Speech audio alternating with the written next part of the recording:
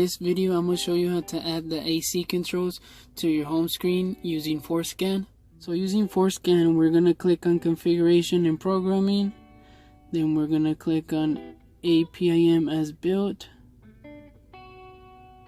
We're going to hit OK. And then right here,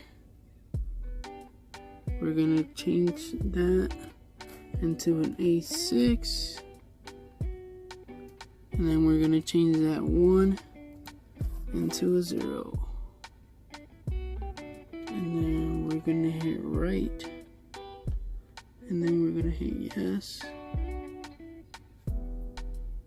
And yes. And then it'll reboot.